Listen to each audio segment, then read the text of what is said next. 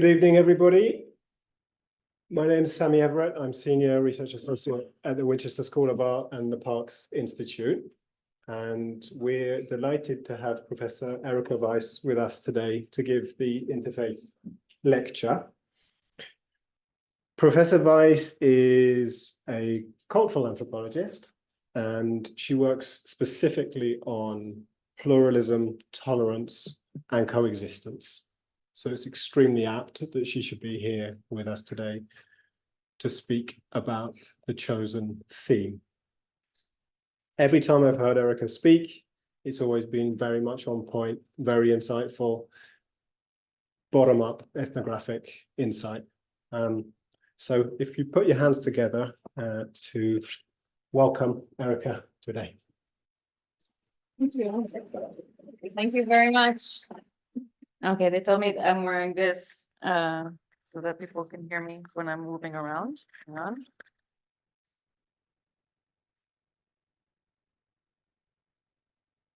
on. Okay, thank you so much for the invitation. Yes. Oh, yeah, I'm sure. Yeah.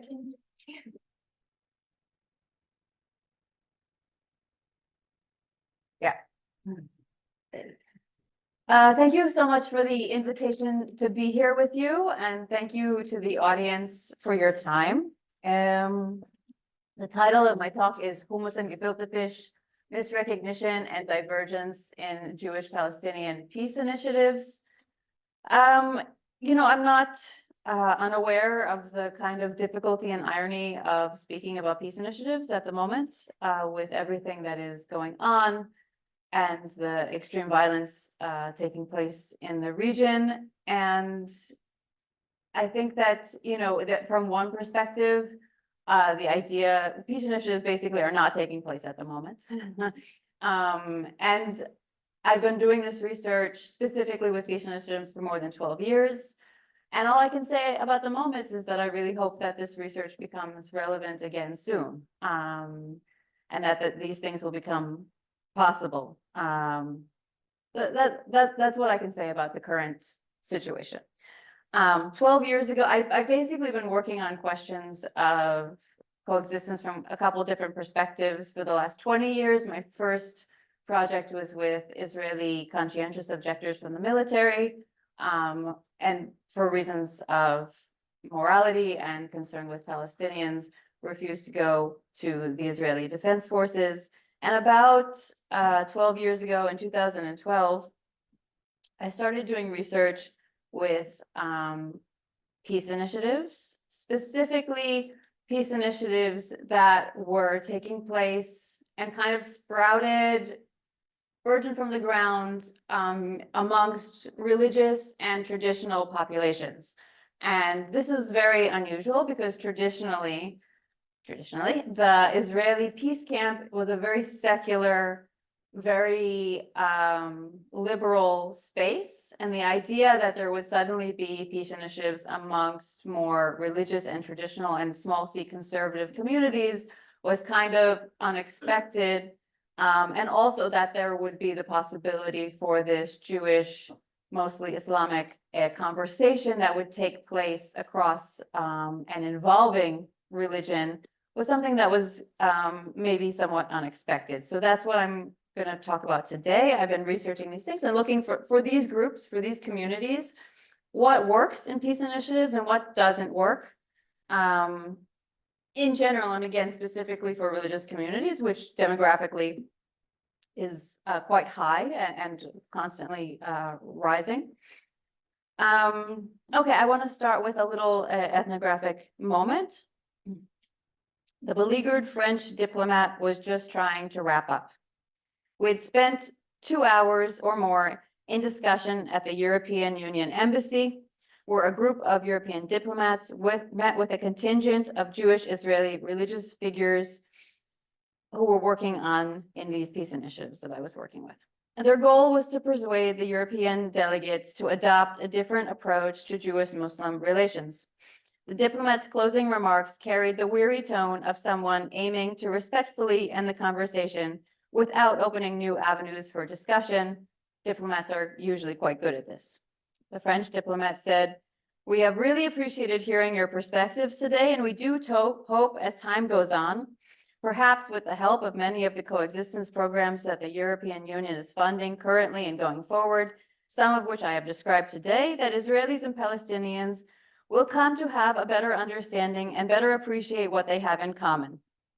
We hope that they will be able to see themselves at the end of the day as very much the same in terms of their desires, and that at the end of the day, you all want the same things for a good life and stability and opportunities, and that you share many characteristics, and there are many things that unite us as part of humanity."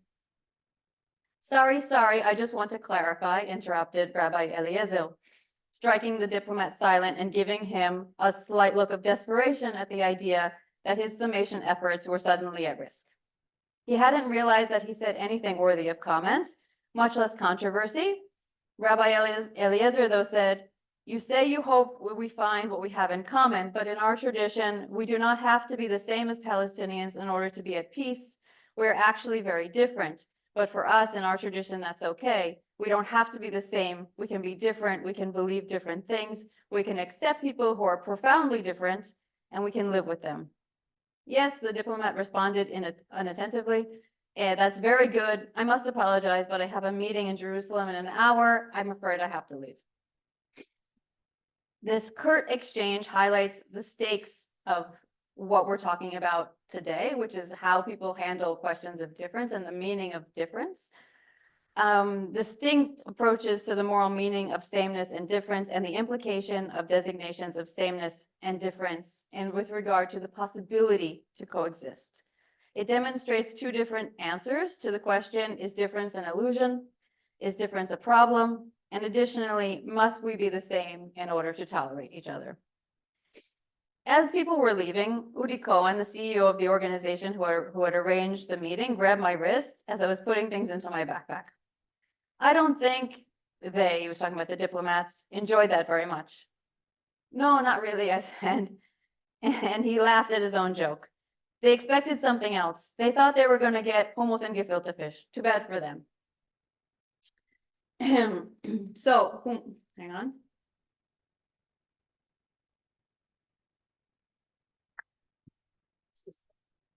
This one? Space bar. Hang on. Yep, got it. Okay, thank you. Sorry. So hummus and gefilte fish is this insider jargon that Udi developed, and it's a rich figure of speech. It's an expression that he invented. I haven't heard it anyplace else, and uses in his inner circle, and it really indexed his frustration with basically Euro-American funders of peace initiatives and what they expect, and also diplomats expect from Israeli Palestinian peace initiatives, and in contrast with the kind of project that he was trying to implement. Hummus, a stereotypical Levantine food, is a metonym here for Palestinian culture, and gefilte fish, a stereotypical Eastern European Ashkenazi food, is a metonym for Jewish culture. And for Udi, hummus and gefilte fish serves to describe a typical outsider reductive understanding of the people, the conflict, and its potential solutions. The expression explicitly includes cultural misunderstandings, because while gefilte fish is a stereotype of Jewish food outside of Israel, in the US and elsewhere, almost no one eats that actually in Israel. And by contrast, everybody eats hummus. It's not like a Palestinian only food. But the most important part of hummus and gefilte fish metaphor is that it indexes the superficial level of liberal discourse of multiculturalism that many Euro-American audiences are really comfortable with and actively seek out in their encounters with Israeli and Palestinian groups, namely their insistence that Jewish-Palestinian differences are ultimately unsubstantial. As in, they have their differences, Palestinians like hummus, the Jews like their gefilte fish, but they can still get together and talk about these differences and realize that these so-called differences aren't a big deal, or really challenges to an idea of shared humanity. And as such, it also indexes the way that Euro-American audiences tend to think about the conflict between Jews and Palestinians as a misunderstanding, okay? And that it could be resolved through basic human empathy, insight, and broadly humanism.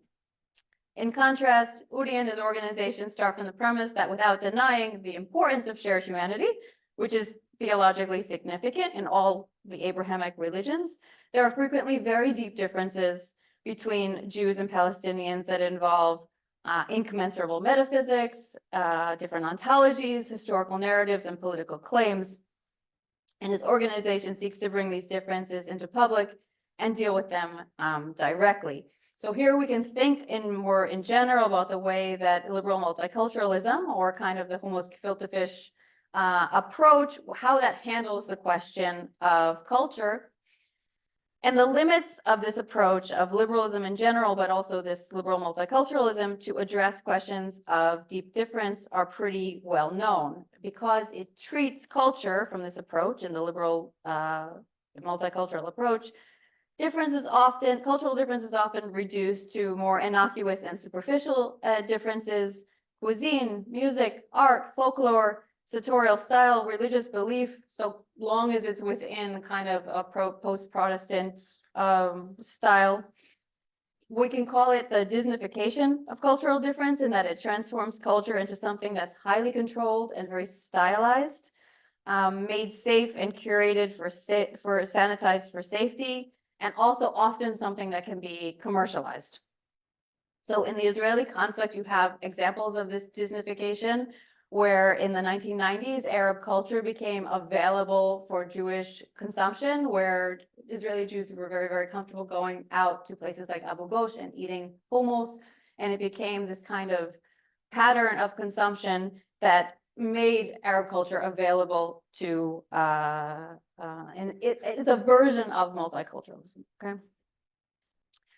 And by contrast to that, aspects of culture that are threatening to this vision are often not really considered culture, but rather pathologized as parts of groups' behaviors that need to be dealt with, need to be sanitized, right? So that could include endless focus on women's bodies, age of marriage, and proper education, content of education, matters of hygiene, political expression, etc. And these differences are deemed to be differences that are considered cultural, like food and art and stuff like that, are really differences that are meant to be reductive as a matter of principle, okay? So Adam Seligman notes that participation in this model means accepting certain liberal post-Protestant visions of selfhood and society that's not really shared across human civilizations. And he explains that modern liberal individualist society deny the existence of difference through a number of means. One is the aestheticization of difference, which is basically saying that cultural difference isn't a matter of morals, but it's a matter of taste, okay? And taste is something you can't argue about. Everyone has their own taste. It's a legitimate difference. You can't really discuss it. And the second is trivialization of difference. So suggesting that what makes us the same is far more essential than what divides us, right? The technique that the French diplomat was using in the opening vignette. And over the years, Israel-Palestine has seen wave after wave of investment from Europe and from the United States in peace and coexistence initiatives that seek to bring members face to face. And in these pedagogies, the liberal multicultural approach is very, very clear. Participants are really encouraged to de-emphasize their differences and focus on their shared characteristics. They're asked to find things in common, to teach each other the food traditions of the other side, to play sports and enjoy leisure time together. And the thesis of these is very clear. Your differences are trivial, and once you get to know each other, you'll realize that there's really nothing to fight over. Now, so as I move forward, I want to just outline the points I'm going to make in the rest of my talk. I'm going to make 2 points. One is that these Hummus and Gefilte Fish approaches are wrong. Differences are not superficial. There are really, from my experience working with these initiatives, tectonic differences that shape people's understanding of what peace even is. And if we don't touch onto those things, if we keep insisting that things are superficial, we're never going to get to the bottom of anything. And my second point is, even when you do look at these so-called superficial elements, if you look carefully, and you look well, you can find evidence of deeper moral languages and different moral ideologies. So even what's apparently superficial contains within it, if you look at it carefully, these deeper issues that also need to be touched upon. And this, at the very end, I'm just going to talk about a modest contribution to kind of solve this problem, which is an initiative I'm involved in called the Jerusalem Circle, just to give us a little moment of maybe there's something we can do. Let's see.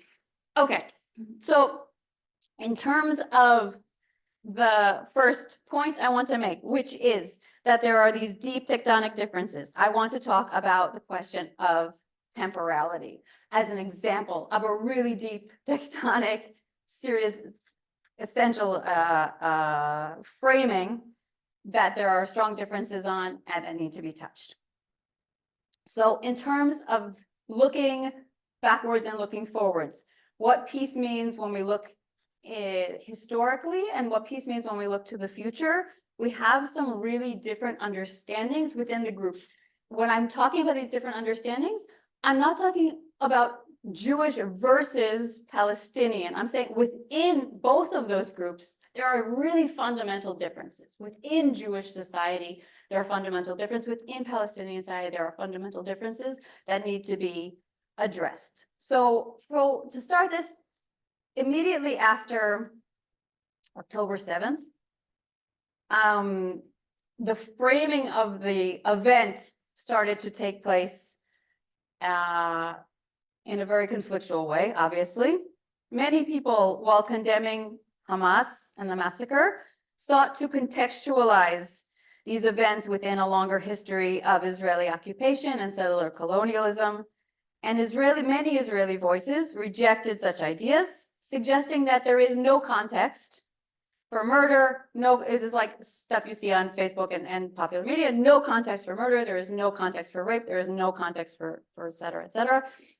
And that got even stronger when the American university presidents testified before Congress and they asked them really these very provocative questions.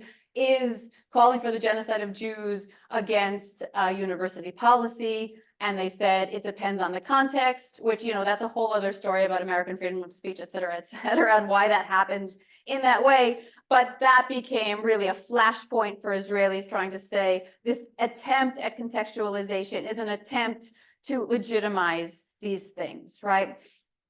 So the insistence that October 7th cannot have context, that it is essentially ahistorical, is an insistence that this needs to be the starting point for what's being discussed, right? So the Israeli kind of standard claim is that it got started on October 7th, and what is unfolded has unfolded since then. And people who are pointing to practices of occupation before then are trying to contextualize it in a different frame that brings us to different conclusions about where justice is, where justice lies, and what needs to be done, okay?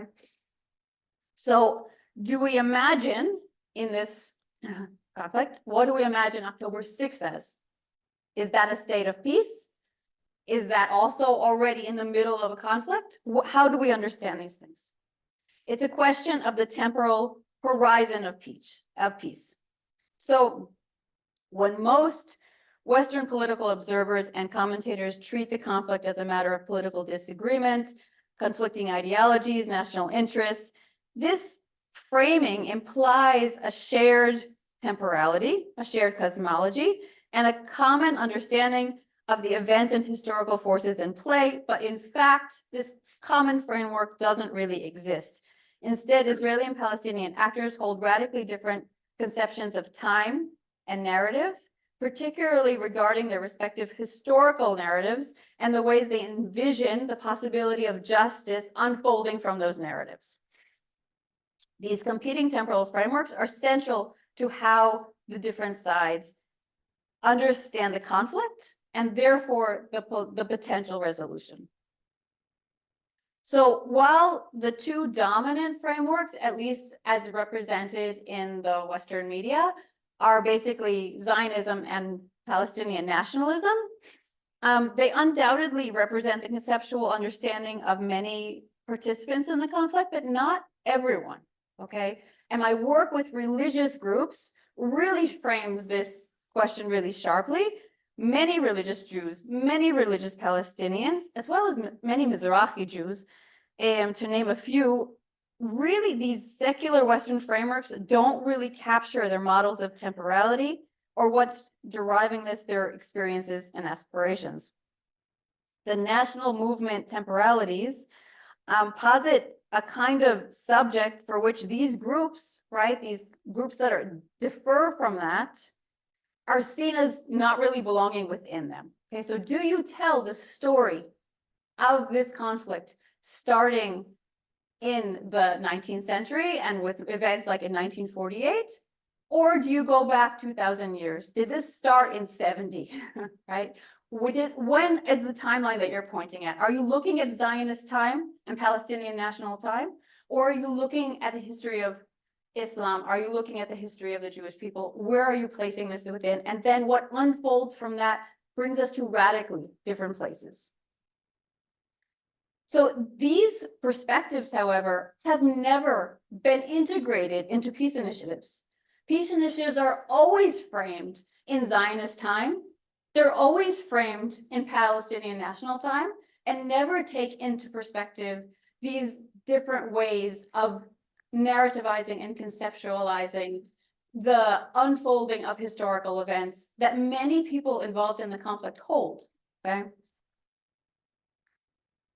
Looking forward, we have similar issues. And this I want to characterize as kind of a contrast between what I call Shalom Akshav and Shalom Bait. Okay, Shalom Akshav means peace now. It's the name of an organization that was really central in the mainstream Israeli peace camp. And Shalom Bait means like domestic tranquility. It's a more of a religious, from a religious context, it means like peace in the home. Obviously, I didn't invent either of those terms. I'm just using them here to discuss questions of temporality. So if we start with the question of peace now, Shalom Akshav, the idea that peace with Palestinians will be an event, okay? An event that has a before and has an after. That something will happen and that will be peace. There will be a time of conflict and that will transition into a time of peace, okay? The liberal horizon of time is always seeking a permanent solution. Theoretically, we see this characteristic in the work of people like Francis Fukuyama, and specifically his understanding of the end of history. So more than 25 years ago, Fukuyama claimed that liberal democratic states are the final form of human governance. And indeed, this logic of finality, of universality, is quite typical of this liberal approach. And the liberal belief that the nation state can offer a solution to the problem of security and human vulnerability to each other. Religious groups, ironically, insightfully, I don't know, you can decide how you think about it, have told me that they really see this understanding of the way that in which peace happens and what peace is among the secular Israeli peace camp to be, in their words, messianic. That they really think that the secular peace camp is in this state of waiting for the arrival of peace in a way to them that seems really bizarre and unrealistic. So most people in the peace camp would speak in interpersonally, but also in what they write about peace that will arrive one day, that it will come as the accomplishment of ends of years of hard work, that it'll be marked by a handshake, probably on the front lawn of the White House. There'll be a ceremony and people will sign the agreement. It'll be a breakthrough. And after that, there's going to be peace. Okay, the two sides will find the proper solution. They'll agree on the right wording. There'll be negotiations, etc. But the peace process will end, okay, in an agreement. And this agreement will be the solution to the conflict. It could be one state, it could be two states, but with the right formula, there can be peace. And when people talk about the peace process and having peace in the Middle East, it usually includes the assumption that the peace process will end, okay? That's the Peace Now solution. If you look at the website of Peace Now, it's full of agreements, policies, resolutions, to find a political solution to the end of the conflict. In this view, though, the horizons of possibility are quite narrow. Okay, either there is a agreement, and then there's peace, this big event that happens, or there isn't. Okay, either the people in this region will make peace or they won't make peace. And in this way, peace in the liberal imagination is often thought of as the unfolding from darkness to light, from injustice to justice. And the liberal imagination has this kind of universal direction of history, triumph or tragedy is yet to be seen. But the question is whether or not we have arrived at the end, right? The horizon could be very long, but it is narrow. Even the name of the organization, Peace Now, kind of reveals this orientation. Peace in their understanding is an event, and they want it to occur now, right? People say within this group, activists tend to say things like, "We can't wait any longer," and I'm an activist so that when my children grow up, there'll be peace. But in my research, with more religious and traditional communities, both Jewish and Palestinian, the issue of peace and pluralism is kind of different. And I'm calling this approach that they bring to it more of the Shalom Bayit domestic tranquility model. Okay, so again, that's an idea of having like a good and healthy family life, peace in the home. So the term actually came from one of my Palestinian interlocutors who used in Hebrew the term Shalom Bayit to describe what they thought is the kind of metaphor to describe the goals of the activism. And I understand that this concept was appropriate to describe this approach, okay? For a long time, I had noticed a difference from the secular mainstream activism, but I wasn't really able to describe it very well theoretically because the differences are not black and white for sure. But in general, most of my religious and traditional interlocutors would say things like, they would never say, "We're going to reach peace. We're going to get there. There's going to be peace." Okay, that is, they see the search for peace as an ongoing struggle that never ends. It's never complete. Peace is for them an ideal concept, but not one that would ever be attained in that sense in the world. Okay. So how can you hear this in their activism, see this in the activism? Many of my religious and traditional interlocutors have been very skeptical of the liberal use of the idea of peace. Some of them even try to avoid using the term. And when I begin describing my research and I say things like, I'm interested in peace initiatives, many have told me, okay, but how will we know when there's peace? What is it going to look like? What are you even thinking is going to happen? Others discuss peace, but not as something that's a turning point. Rather, in their discourse, it's much closer to kind of an idea of harmony. Harmony is possible, but the nature of harmony is that it's always temporary and impermanent. Okay, harmony, Shalom Bayit, or this post-liberal kind of approach.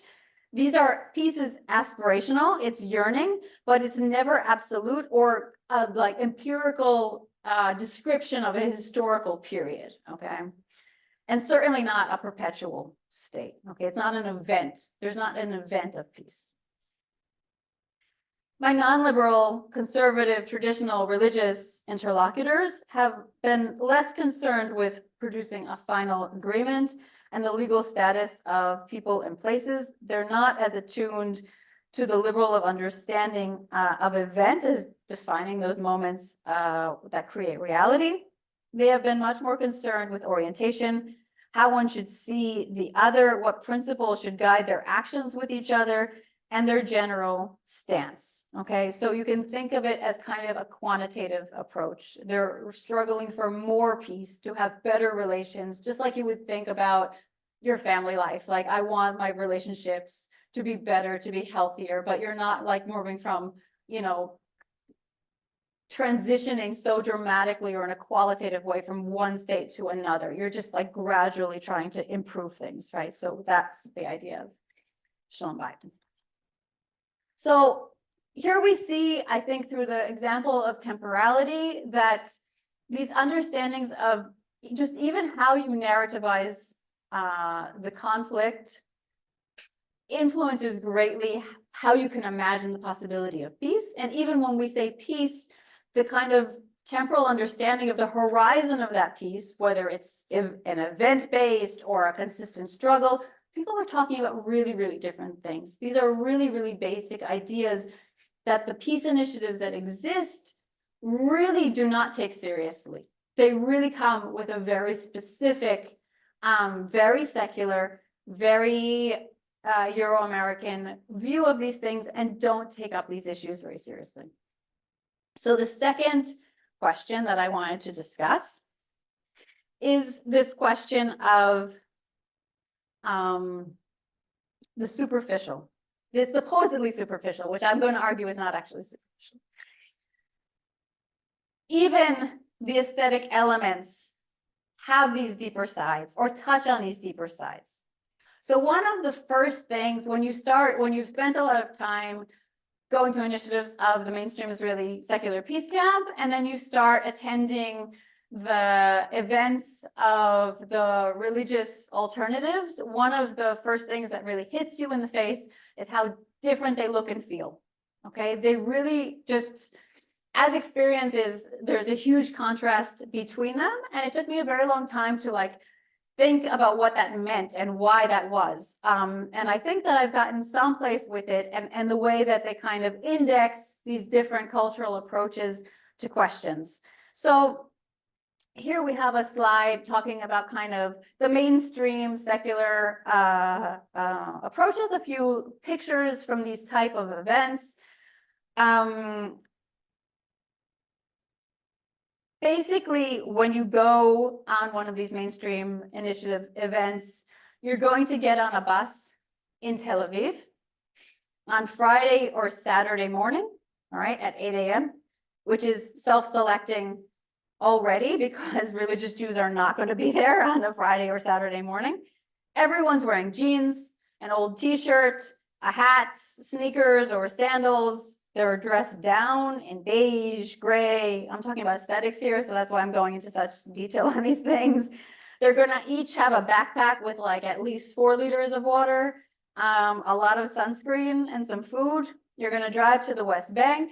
They're gonna collect some money for the bus and for lunch, an unknown lunch that you're gonna get at some point later in the day, and it's definitely not gonna be kosher. The experience is often pretty anonymous in the sense that you're getting on a bus and you may know a couple of people, but you don't necessarily know a lot of people. You're going to get left off at the side of the road. You're going to walk into kind of an open desert area where your Palestinian counterparts have arrived from villages nearby. You're going to sit on the ground. You're going to get covered in dust and it's going to stick to your sweat and it's going to stick to your sunscreen. There's not going to be any shade and there's not going to be any bathroom. And these are things that the Palestinians complain about a lot. They ask, why can't we have chairs? We're from the village over there. Why can't we have chairs here? Why do we need to be out in the sun? Why can't this be nicer? But these things are usually ignored and brushed aside. It's a really ascetic event, it's performatively ascetic. And it's really up to each person to provide their own supplies for their own needs. The kind of lack of comfort is often a central theme. Sometimes this includes direct activism, sometimes confrontation with Israeli settlers and the military, which involves a lot of adrenaline. At the end of it, you get back on the bus. And the Jewish people talk about really needing to take a shower, being dirty, having gotten really sunburned, smelling bad, and asking to stop at a gas station to go to the bathroom. Okay, so I'm not going to explain. I'm just going to go on to the next one, and I'll come back and explain about these things after. The religious. When I started going to the religious coexistence initiatives, this is not all religious coexistence initiatives. I'm just putting this in parentheses. There are a few ones that have from religious Zionists that look more like those secular ones because there's this kind of romanticism there as well. But by and large, the religious coexistence initiatives, you arrive at a hotel conference room or a nonprofit center or a conference center. Before that, an administrative assistant has called you many times, a week before, a day before, 3 hours before. Are you on the road? Are you going to be there? You may get a modest honorarium, okay, paid to come because it's very meaningful to a less wealthy population. It's going to be on a weekday from 5 p.m. to 9 p.m. after work, okay? It's air conditioned. There are tablecloths. There are comfortable chairs. There's coffee and tea and cookies. The women are more or less, you know, a lot of people are coming from work, but in general, people are dressed up. Women are dressed up. Ultra-Orthodox Jewish men always wear the same suits, and Palestinian professional men tend to have a kind of also a similar, not similar to the Orthodox, but kind of a uniform, you know, suit, pants and button down. And most of the time, women would be in stockings and dressings and head coverings, modest, but often with accents of gold, silver, purple, depending on which group they're coming from. People make a real point of introducing themselves to everyone, making coffee and bringing each other things like preparing coffee for other people. They know each other because they're going to come to these initiatives multiple times with the same people, as opposed to the kind of anonymous one of the mainstream. And often they need to be corralled quite forcefully to sit down and start talking. There are going to be name tags already set out on the conference tables that telling people where to sit with their proper titles. That is really important to give credit to people. It depends. If it's an ultra-Orthodox group, you're going to have gender segregation, and they're going to use, you know, secular people or couples to kind of buffer those zones where the women meet the men. There's going to be dinner served. It's going to be buffet style. Everyone's going to comment on it and make suggestions and requests for what should be available the next time. It's taken very seriously. And basically that's the way these things go. You can see by these descriptions, you're talking about very, very different events. So I want to think about these kind of stark differences and consider these meetings as an event like a wedding, okay? In the sense that let's remind ourselves that these events were planned, staged, and executed.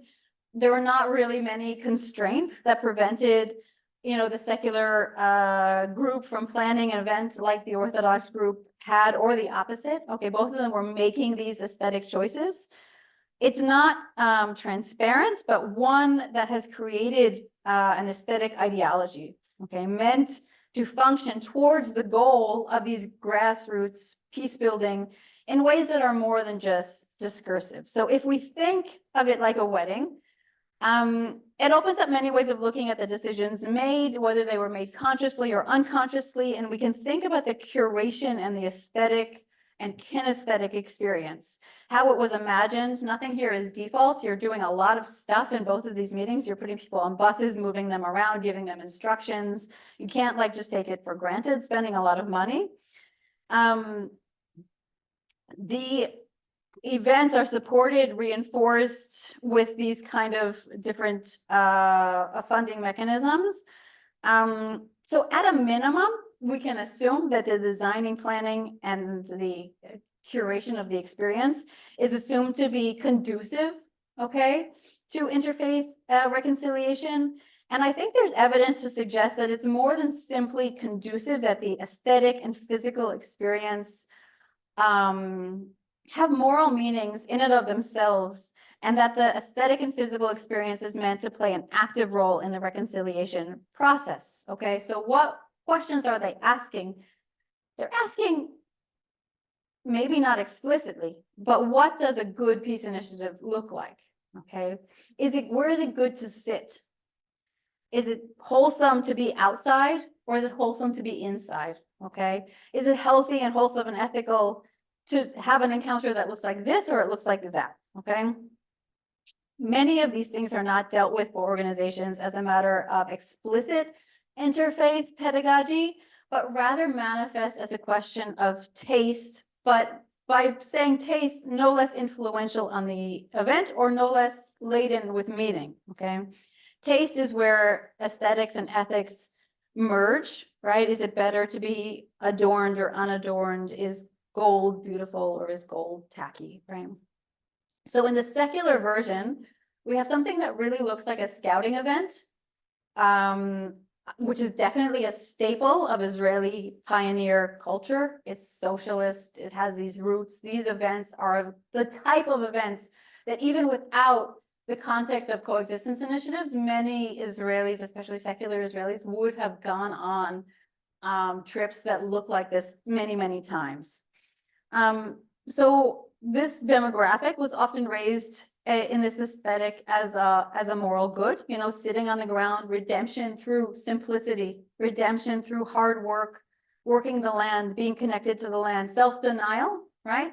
Sacrifice, physical labor, radical egalitarianism, anti-hierarchy. You're all sitting on the ground, you're all sitting together. Anti-consumerist, anti-materialist, and certainly a healthy dash of this kind of new Jew physicality, right? This idea that you need to redeem Jewish exile character through becoming much more physical and masculine in many ways. So the ascetic simplicity, it's unadorned, no flash. These things would have an association with corruption. It demands a kind of kinesthetic experience where you sit on the ground, your clothes are going to get ruined if they're nice. There's rocks, sweat, you definitely going to need to have short fingernails, and you should put your hair up. It resonates with the groups that have designed these events. Interestingly, while both of these versions of initiatives are designed by Jewish groups for the most part, in the sense that they're usually the conduits for the funding, and they're the ones that design the aesthetics of these groups. It's in these groups that you have the most complaints from Palestinians who are not resonating with this experience as one that has the same moral meaning for them as for the Jewish groups. It's an aesthetic that people like Tamar El-Ol describe as a style that is an aesthetic with an ethic, okay? Always performative. Kibbutz, we're like evocative of kibbutz members meeting outdoors to hash out issues, consensus building, stripping away hierarchy and distraction, allowing people to speak directly, right? The idea that if you strip away all luxury, it enables this directness, okay? This is really big in Israeli ethos, both in terms of linguistic ideology, if you look at the work of Tamal Katliel, but also in terms of the physical presence and confrontation with each other in space and in speech as well. So by contrast, the Orthodox have an aesthetic that's not so Protestant, one can say. The idea of niceness and beauty as things that are sanctify an event, a maximalist aesthetic, adornment is meant to reflect investing value in something, like you make things nice because you care about them. And really the wholesomeness that we're looking for here is in the modeling of proper social interactions. So you have comfort, you have niceness, it's providing an ethics of hospitality, which is both on the one hand banal, but also at the same time very political. Banal because basically you're just eating together, drinking tea together, acting like it's no big deal, but it is not something that these people usually do. This is very foreign to their day-to-day.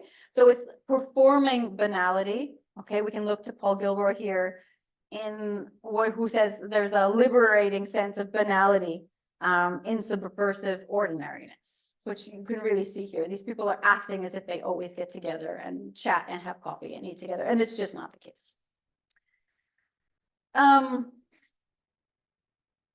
For sure, we can see evidence that, you know, this hospitality is conditioned on the background threat of hostility, which is kind of the norm for these communities beyond that. So just even getting together and being hospitable towards each other, especially Jewish people being hospitable to Palestinians, is it in and of itself an act. So it matters less to some extent what is said and discussed in these meetings, and just the act of doing it.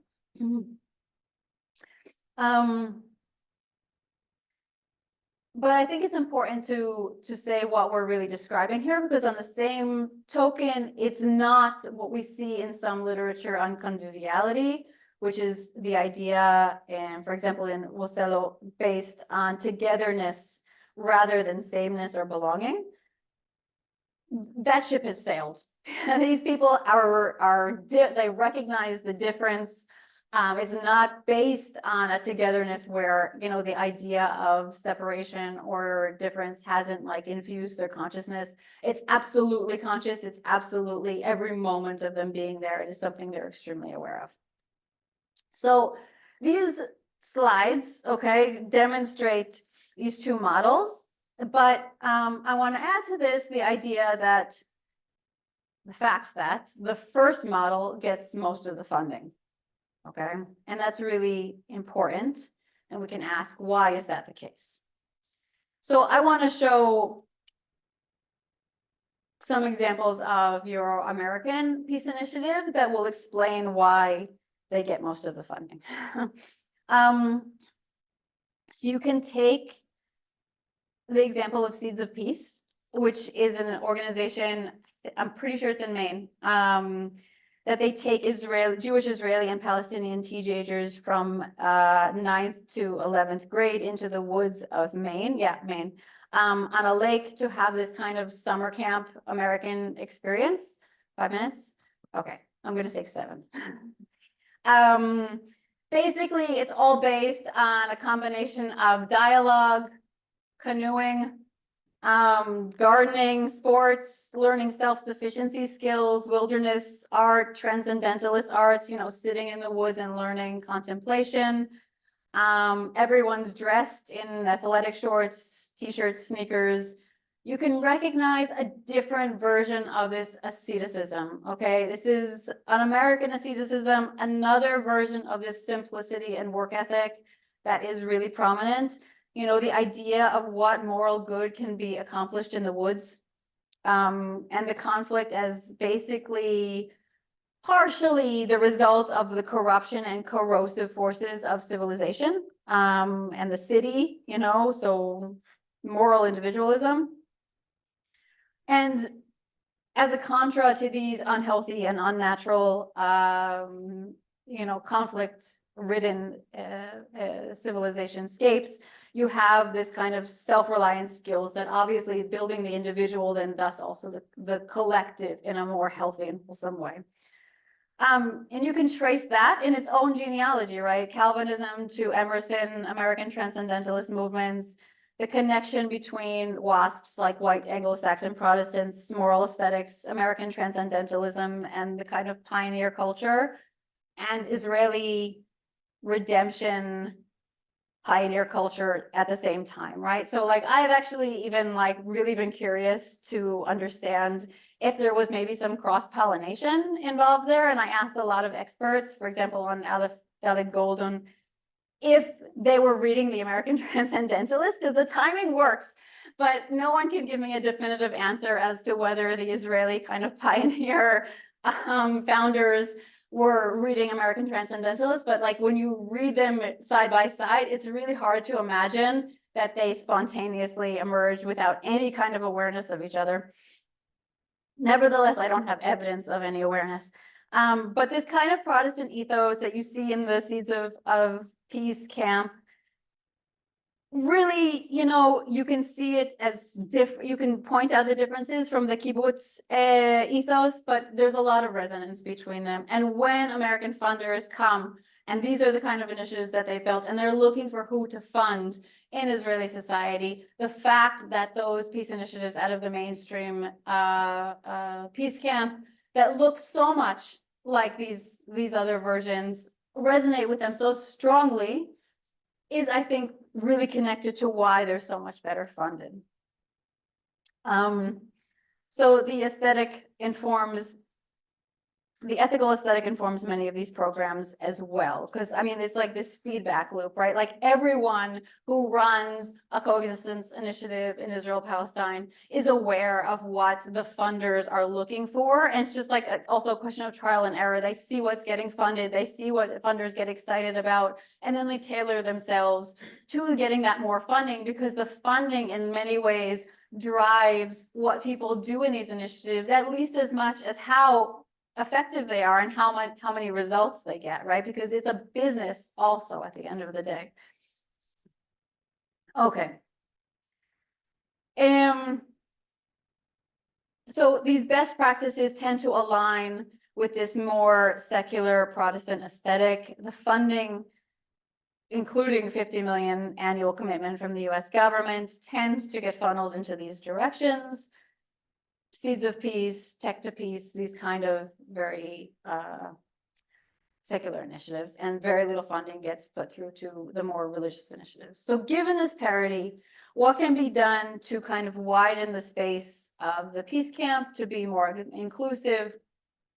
Here, I just want to talk about our modest initiative that I've been working on, which what it is, we're not sure yet, okay? But we have co-founded with some colleagues, including on the left, Nissim Mizrahi, who is a sociologist, and it's me, an anthropologist, Eli Pitovsky, who's a philosopher, and Meir Buzaglo, who's also a philosopher. This kind of organization that is working to provide some kind of intellectual base for the kind of organizations that want to do a different kind of work. So the work with organizations who are trying to develop this approach, especially that works with religious and conservative populations, find that they're lacking a kind of theoretical language.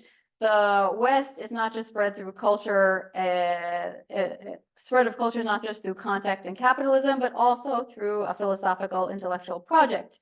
The philosophical language of liberal multiculturalism in political science and elsewhere becomes vernacularized and turned into best practices that underwrite the kind of mainstream initiatives that exist.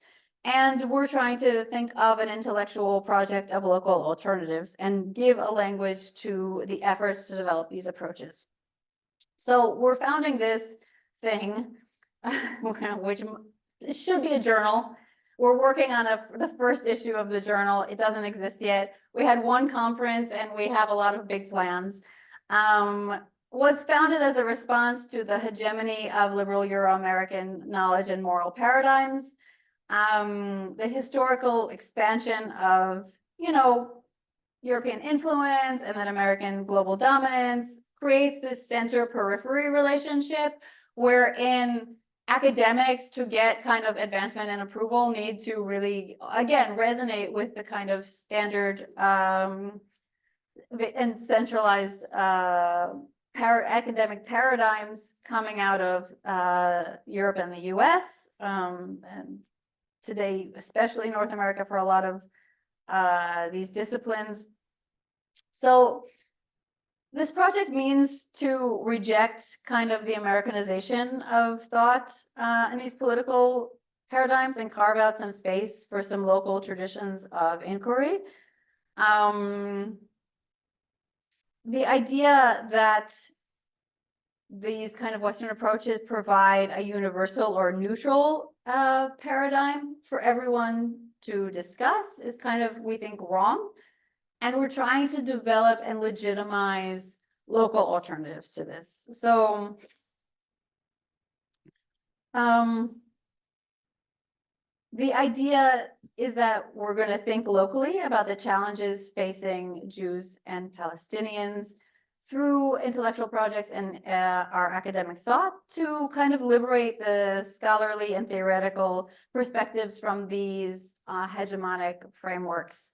And we see this as an essential step to expanding the interpretive space and shift our focus to the richness that is offered by local knowledge systems, which are crucial resources for understanding the value of local traditions within a broader intellectual discourse. I mean, the goal is very much to have an engagement between these ideas and intellectual traditions and Western discourses, but it is meant to provincialize them as well, right? To create legitimate space for these alternatives.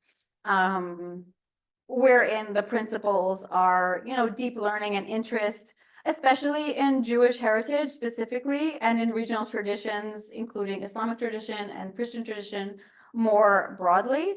Reviving and justifying local traditions in opposition to the imperialism that comes from Western academia, and then also maintaining a critical stance towards the importation of discourse and language originating elsewhere, which seeks to kind of dominate in these spaces. So our first, just to give an example of it was kind of abstract what I just said, but like the first conference that we had was entitled Universalisms, right?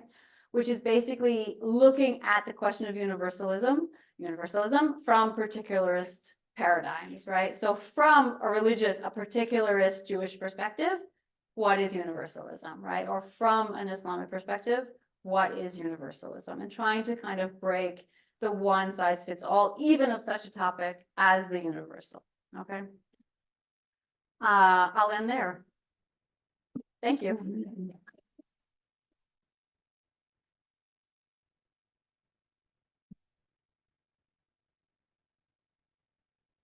Okay, so perhaps we could start with questions from the in-person crowd on the floor. Yeah, do you want to introduce yourself very briefly, say who you are? Yeah. Yeah.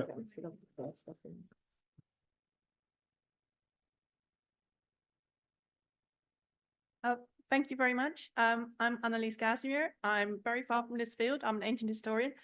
But I had a question about the parallels and differences you described between the movements or initiatives. Yeah. And you drew out some parallels and differences, but there were a couple of things that struck me as potentially impactful as well. And I was just wondering what your thoughts were on this. I was wondering about the numbers involved in these movements, but also the age groups, because from your images, they look rather different. And I wondered how that played into things. What was the last thing? Age. Oh, yeah, Age, okay. Yeah. So it's interesting. The numbers, the numbers are, first of all, very hard to count, but I will say a few things about the numbers. One is that there are just many, many more years of the kind of secular mainstream peace group initiatives, which kind of were very, very popular in the 1990s and the early 2000s, and then kind of dropped off significantly as these religious groups started their initiatives. So there's not necessarily a direct overlap that you can compare. I think that, at the beginning, there was very wide participation in the secular peace groups, but it was, first of all, really segregated demographically. So religious people tended not to participate in them at all. And then with the years, you tended to see repeated participation in these kind of initiatives. So people that would either take on as a hobby or as a personal commitment, or even as a kind of business participating in these initiatives. So you would see the same faces over and over and over again at these things. And when they started the religious initiatives, it was really, first of all, the recruitment mechanism was very, very different. The emphasis is different. We're getting into a lot of details here, but with the secular peace initiatives, it was basically just change hearts and minds. That was the idea. So they recruited everyone. There was significant participation of young people. There was significant, but then at some points, what their theory of change, right, from these groups was very much like, if you touch people's hearts, they will have this transformation, and then they'll take that back to their communities. The theory of change, for the most part, of these religious initiatives is much more, let's get on board community leaders and we can convince them of something, and then they can do things politically. So they were very much, as opposed to having like an open call, the religious ones tend to recruit specific people. which is going to be much older because they're influential. And so they're going after, they have like when you see the planning stages of it, you see like they make who do we want to get on board? And they make a list of names, and then they go and they sit in their living rooms and beg them to come and say like, oh, but your friend is coming, and they pull all their connections to get these specific people to come. So it is much older, but the recruitment mechanism and also the theory of change was different. So it's difficult to compare them. It's also this idea. I mean, you can also see in that the more communitarian approach, right? Because it's not just individuals should come and be changed. It's like these people, these leaders are representative of their communities. They're the ones that actually hold power. People will follow them, right? They are leaders in that sense. So it's not as important for them to just change the hearts and minds of young people, because what can they do politically? It's a different approach. It's a much more hierarchical approach for a much more hierarchical segment of the population as well.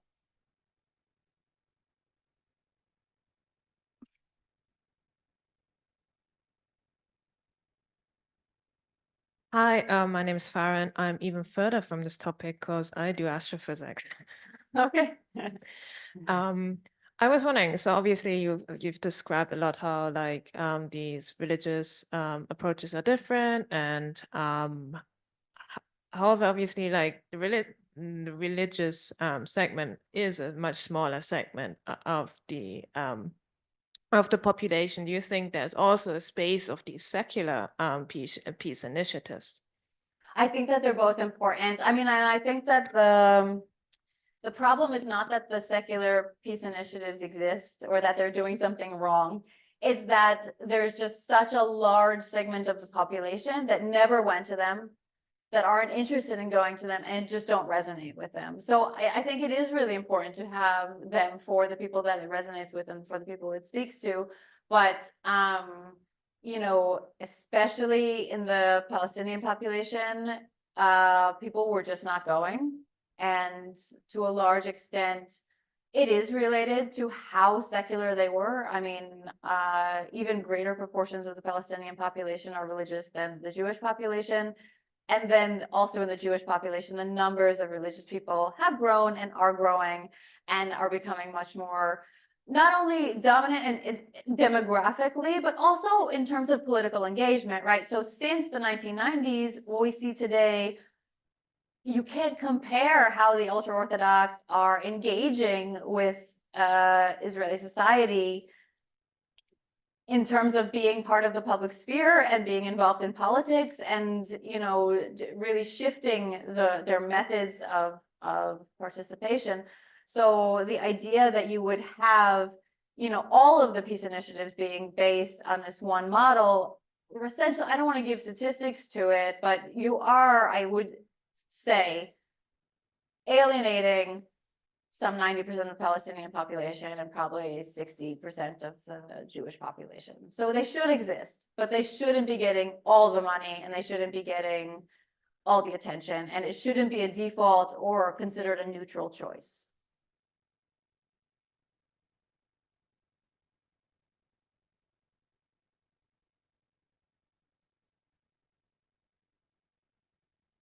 I was wondering, how much of that do you think potentially could be political, in that having these sort of mechanisms where they're trying to relate back to the land or physical labor, having this connection and being on sort of equal sides, and having less of the aesthetics and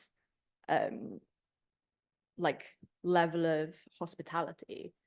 How much of that do you think is sort of losing out on the work perhaps that is going on, where people are sort of working together or like having a more comfortable conversation, if that makes sense? I think, yeah, it does. I think I understand. You want to say it again? Because I think I understand, but I want to make sure before I answer. I'm trying to think the best way to word it. I'm thinking potentially the first approach could foster hostility Yeah. where everyone is less comfortable whilst trying to do something inherently uncomfortable already. Yes, that is what I understood, and I think there's an important point there. Which is that, like, you know, I think a lot of the critiques of that model of grassroots coexistence, the model of the 1990s, I mean, that have continued to today, but are much less prevalent, that are the secular mainstream models, is this idea that there is creating a kind of false equality, that the efforts that they're making, right, to put everyone on the same level, to eliminate hierarchy, is ultimately kind of false, because these hierarchies exist and they're trying to depoliticize something that is, you cannot depoliticize, but the pedagogies of them are insistent, right? The pedagogies are, do not let people bring hierarchy into the room. Do not let people discuss discrimination in general. Like, really, there are these outlines, right, for what to allow people to discuss and what to not allow them to discuss. So that has been an absolutely legitimate, in my opinion, criticism of these discourse dialogue models of coexistence initiatives. And you can see that in Palestinian objection and lack of attendance there. And you can see the way that the aesthetic elements of trying to create that equivalence are not appreciated by Palestinian participants often, right? Some people are into it, but a lot of people are not. A lot of people are like I said, why can't we have chairs? Why can't there be shade? What are we doing? Like, what is the point of this? That just don't understand the kind of moral performance of what's going on there. To some extent, and I don't want to make like a comparison, like these are doing everything wrong and these are doing everything right. The religious initiatives tend to be more explicitly political. They tend to acknowledge hierarchies much more in their conversations, and to be much more of kind of a political negotiation rather than like opening your heart, bearing your soul kind of model of things, which I think is addressing the accusations of depoliticization, which I think were very legitimate. They have their own blind spots, they have their own issues. I don't want to paint them as like they found the key to solving these problems, but on that point, I think they have put aside some of the false promise of the dialogue model.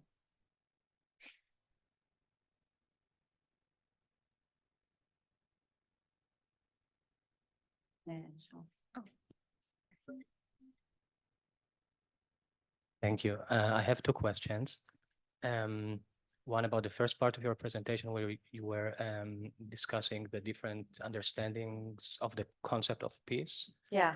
I was thinking about a word that we hear every now and then in the discourse, the word hudna, which in Arabic means, I think, also peace in the sense of like quiet and calm. And I don't really know what it means. I know that it is like loaded with religious meanings. Yeah. I mean, we hear it, of course, from the side of from the Palestinian side and from Hamas specifically, I think, which is also like a religious and conservative in a way movement. So I don't exactly know what it means, but I suspect that it has a very different meaning than the word peace as we use it. And maybe you could say something about that. Maybe it also has to do with temporality. Yeah. Because I think it is. Yeah, I think it is maybe more temporary in a way than permanent.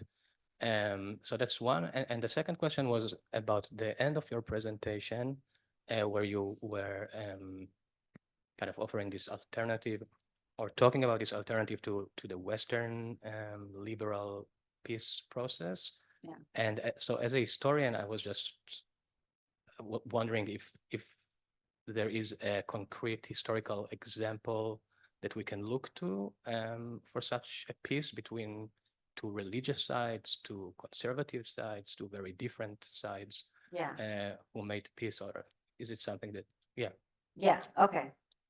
thank you. So the first question, yes, and that's exciting. So this question of, once you say that peace is not an event that comes, and then you transition into the time of peace, let's say. You have these possibilities you have restrictions and possibilities. So I like to think of it as opening the paradigm of these religious perspectives, as making things at the same time more difficult sometimes, but also opening other possibilities. So for example, in this question of hudna, in this question of time-dependent solutions that are not forever, this is responding to a really important introduction for both Palestinians and Jewish populations, which is that there are several topics on which there is no apparent solution. So for example, with the Temple Mount, with Har HaBayit and these places, both sides will say, we cannot give up on this. I cannot relinquish my claims to this space, right? At the same time, you have a different temporal model that opens alternatives that might not be forever. So for example, you have the idea of hudna, which on the one hand, you can look at it really pessimistically and say like, okay, they agreed to a hudna, it's like a ceasefire, right? Sorry, I should have, it's obviously richer than that. I'm not the person that's qualified to really explain it, but a temporary agreement that is not meant to give up your rights to something. It's saying, for now, we accept that. The idea that you can say, for now, we accept it, on the one hand, you can say, well, what have we really accomplished here? Because ultimately, no one's giving up their rights, and this conflict is just kicking the can down the road, like just pushing it further along, right? On the other hand, this is an opportunity that only this religious perspective can offer. Which, for example, I'll give you a concrete ethnographic example of this. I was sitting with a group of ultra-Orthodox from the Shas political party and members of the Islamic movement of the Southern Branch in Israel. And they were discussing Jerusalem and the final status of Jerusalem, and no one is willing to budge, right? No one is willing to discuss what it means. And Shas is saying, listen, we have why are we even bothering this? We have a ruling. The ruling says we can leave the Temple Mount, right? Al-Aqsa Mosque and all of this area in the hands of the Muslims until the Messiah comes. Secular peace initiatives would never in a million years take that statement seriously. But you know who does take that statement seriously? The Islamic movement.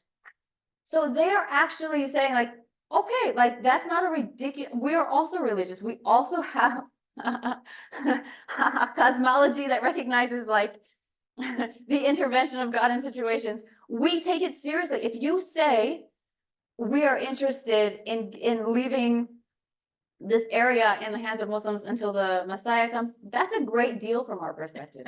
It's a good deal for you. It's a good deal for us. You haven't given up anything. We haven't given up anything.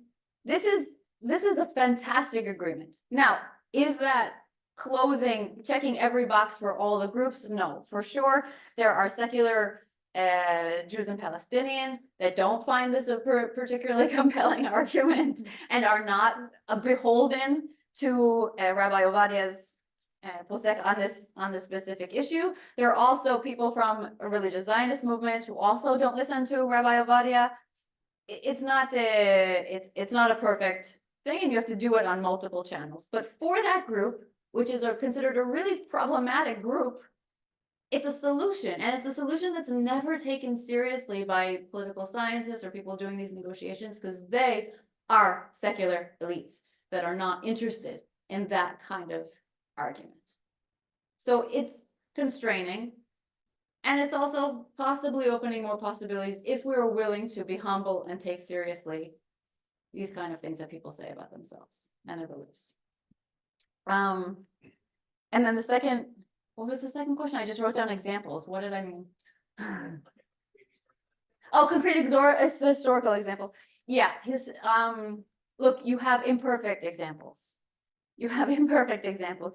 You have examples from Ottoman ruled areas that are, you have Andalusian models, you have Ottoman controlled models that people report having good ethnic relations with Jews and Muslims that have positive aspects, that are obviously not ideal and not perfect and cannot be translated into modern democracies in exactly the same way.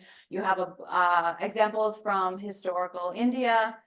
There's a book by, her name is Elaine Fisher, Hindu Pluralism, which is basically showing this model of pluralism that is non-liberal in the sense that religion there is not privatized, but extremely public and extremely demonstrative in public and political spheres as an alternative. There are, bits and pieces. Is there something like really concrete that's like, oh, that is the one we need to adapt? No, everyone who says like, look, this Ottoman period was so wonderful. There are the counterexamples. There are all of these things, and they're true as well, right? When people point to Morocco and say like those relations were so wonderful, there are tons of counterexamples to that as well. But there are these bits and pieces from these other examples that don't have this kind of hyper-individualized, hyper-privatized, hyper-liberal approach to the questions of coexistence, that recognize boundaries between communities, that are more conducive to the kind of things that these populations say that they want, and that serve as ideals often for these communities. To say that they're perfect or we want exactly that, I don't think that I can offer something very, or that they're so historical that like you can't really translate, perhaps. There's a question online from Timothy Lowe that says, I had a talk yesterday by the head of UNRWA, which is now slated to be banned from the occupied territories. He mentioned that the genocide has now marked a turning point in the history of the Israeli-Palestinian conflict, and there's no possibility of returning to the status quo pre-October 7. Do you agree with that? And what is the viability of such peace initiatives in our current moment, which was what you started on effectively? Right.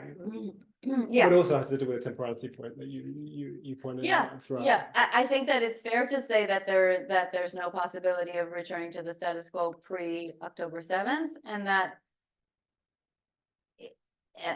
that's a good thing, because that status quo was pretty awful. What has happened since obviously is just immensely tragic and awful.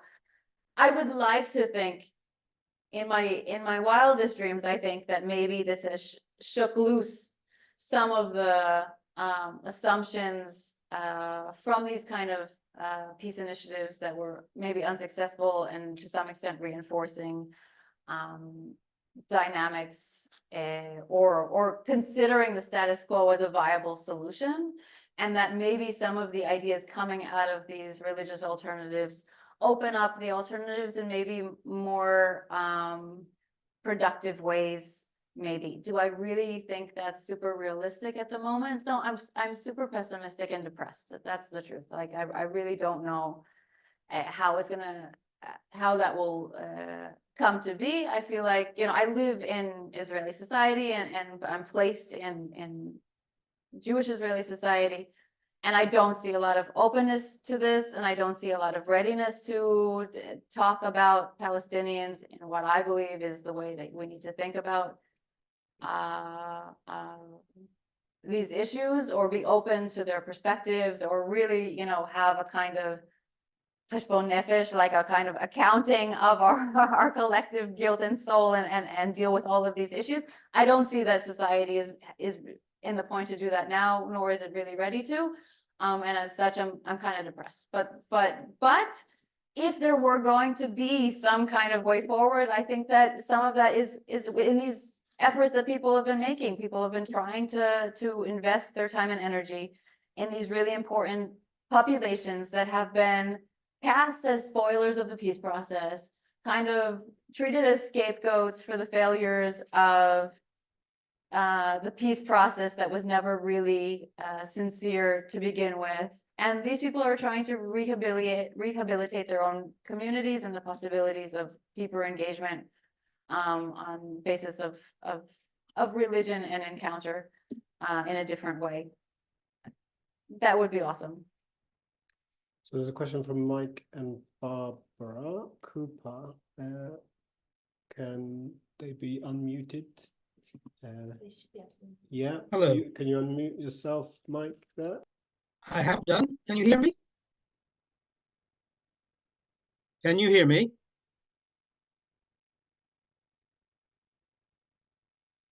You should be able to hear me.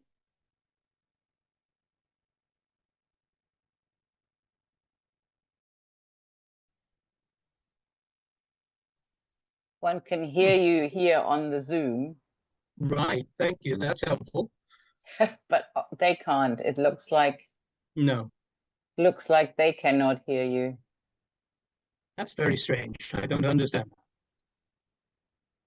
We can hear you, it's all great. Can you hear me? Okay, very good. Thank you for your talk. You may not be able to answer this. You may not have the evidence. But in your talk, you have mentioned Israeli Jews and Palestinian Arabs. And of course, it's a much more complex and fragmented set of identities than just that. So I wonder whether you have detected any differences of attitude or approach between, for the sake of argument, Ashkenazim, Mizrahim, Sephardim on one side, and various branches and elements of Palestinian and Arab populations. You may not have the data, as I say, but have you noticed any difference of approach? Mike, could you mute yourself again, such that Yes, thank you indeed. very much.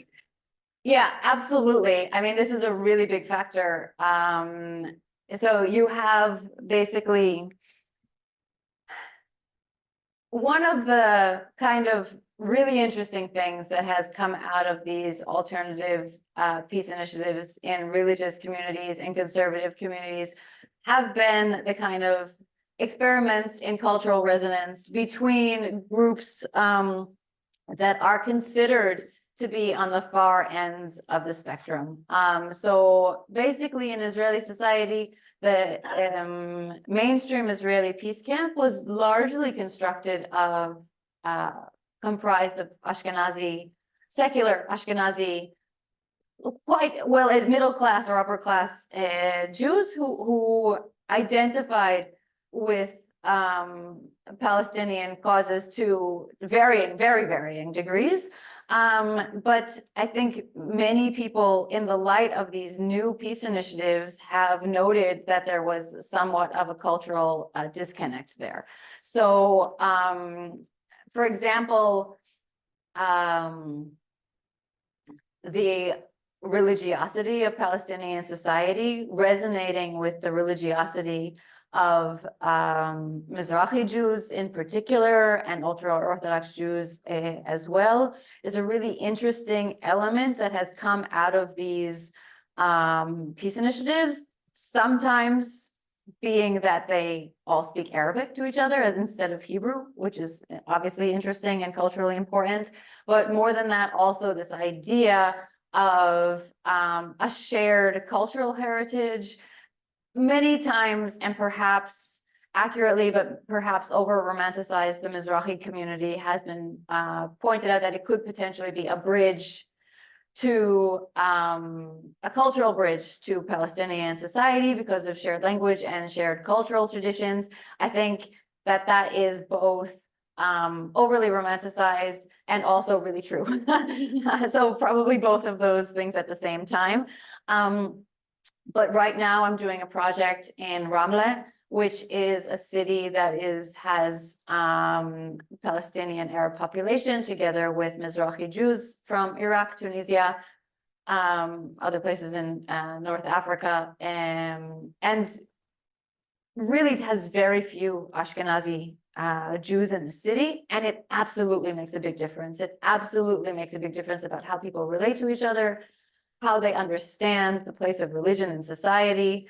I think that, you know, if you're dealing with it philosophically, and this is kind of some of the conversations I've had with Meir Buzaglo, when you look at Ashkenazi Jewish society and their history, the split between religion and Haskalah, like secularity, has had a really big effect on the community and has kind of cut off their ability to relate to religion in a way that most Palestinian Muslims relate to religion, which is closer to how Mizrahi Jews relate to religion in general. That is that there is a huge widespread respect for religion, and then practice and piety can be kind of on a sliding scale versus the kind of bipolar options in the Ashkenazi world, which, you know, when you, for example, look at the encounters between,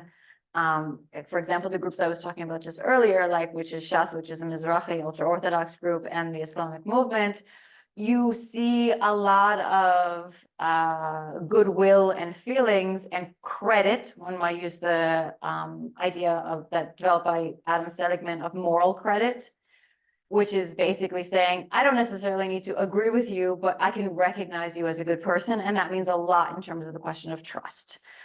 So recognizing someone else's fear of God, that is a really big deal for these groups.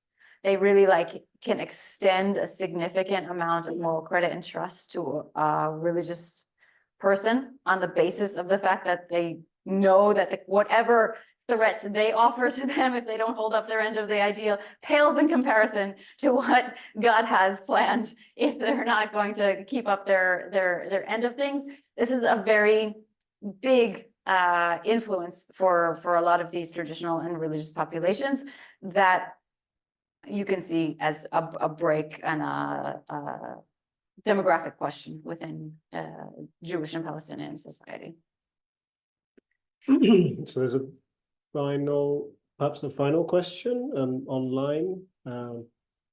You presented us at the start, you presented a dichotomy between secular and religious Jewish groups or initiatives, and mentioned National Religious / Modern Orthodox in passing.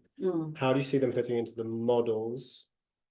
Might the faithful left have potential? Question. Yeah. Do you know of any aspects of Muslim Palestinian society that fit between those parallel extremes? Thank you. Okay. I love the faithful left.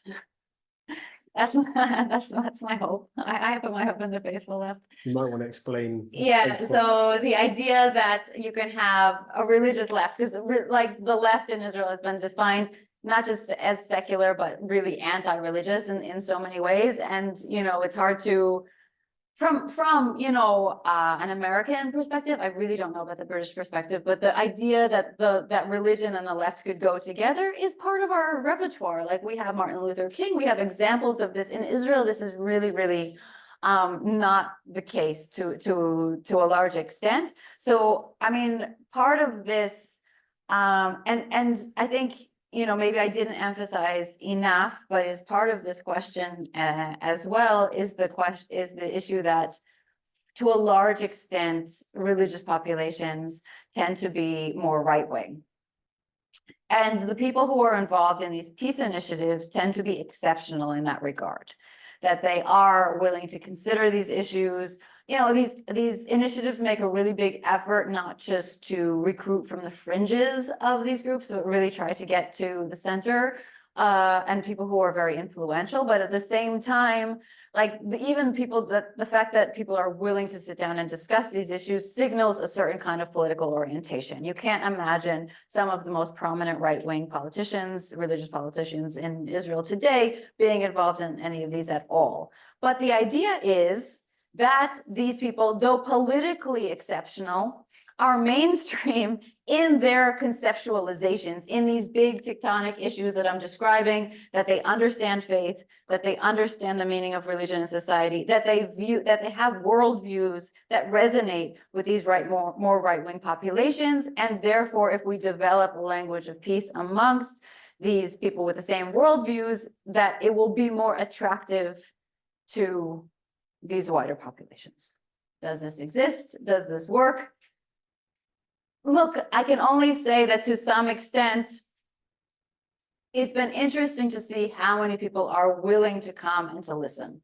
Obviously, it hasn't turned into kind of a huge movement, and what will we know until it's been given more fertile ground, which clearly today it's not given fertile ground. The situation is quite impossible. We'll see. If there's hope, and again, I'm sorry, but I don't know. But if there's hope, I put a lot of stock in that approach. On the second part of that question, it was No,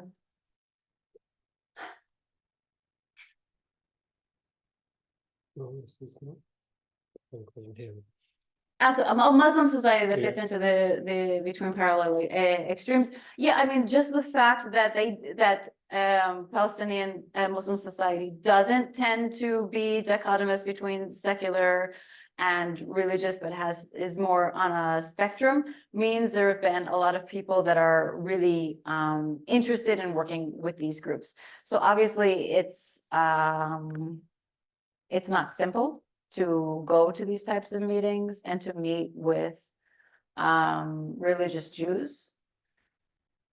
But many times, both on the Jewish side and on the Palestinian side, when people come to their house and sit in their living room and explain what they're trying to do, all of their ideas of what they thought about the peace camp and how problematic it was, and they identify it strongly with the Oslo Accords, which everybody hates the Oslo Accords, like with a passion.